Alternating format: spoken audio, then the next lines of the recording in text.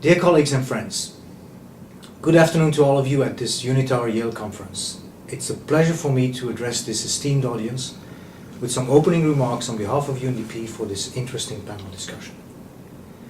A healthy environment and sustainable use of land and natural resources are central to UNDP's mandate to promote sustainable human development. Poor and marginalized people throughout the developing world depend most on natural resources for their livelihoods. At the same time, they are also often disproportionately affected by climate change, unequal access to land and natural resources. The reasons for this are many and include the dispossession of traditional lands from rural communities, legal uncertainty and weak regulation for land titling. From a governance perspective, many of these problems find their causes in governance deficits, in particular systemic forms of injustice, discrimination and unequal protection under the law faced by the poor and excluded groups within society.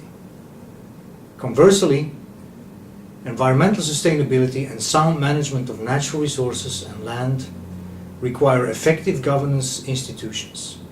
They also require recognition of people's rights to access natural resources for sustainable livelihoods, as well as recognition of their voice and participation in decision-making processes regarding the use and management of the resources they depend on. UNDP therefore promotes the legal empowerment of the poor, an approach that emphasizes rule of law, systems of justice and inclusion in attacking the structural causes of poverty. We focus on increased access to justice and responsive governance institutions, enhanced accountability in decision-making over natural resources and the environment, and empowering vulnerable groups who together make up the majority of those living in extreme poverty. There are three key trends in environmental governance and environmental justice which I would like to highlight to inform your discussion today. First is the emergence of new normative frameworks.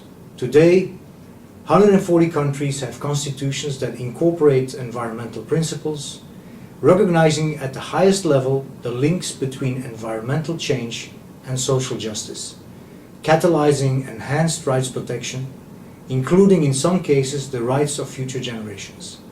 Equally important has been the role of judicial mechanisms in increasing citizens' access to legal remedies in environmental conflicts. Second is the increasing role of social accountability and community-based movements.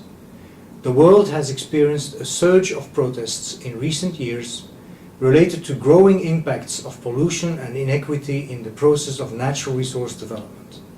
Countries are witnessing much higher expectations from society for more accountable and participatory use of the environment as a public good. Third is the critical role of customary and traditional systems and legal pluralism.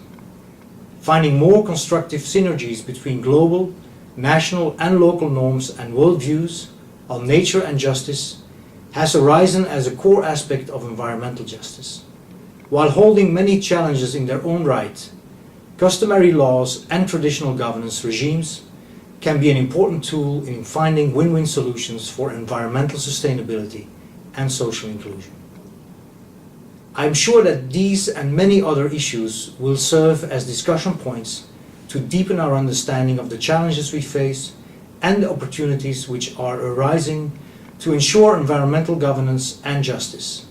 And I wish you a productive exchange, and I really look forward to hearing the outcomes of this interesting forum. Thank you and have a nice, fruitful discussion and workshop.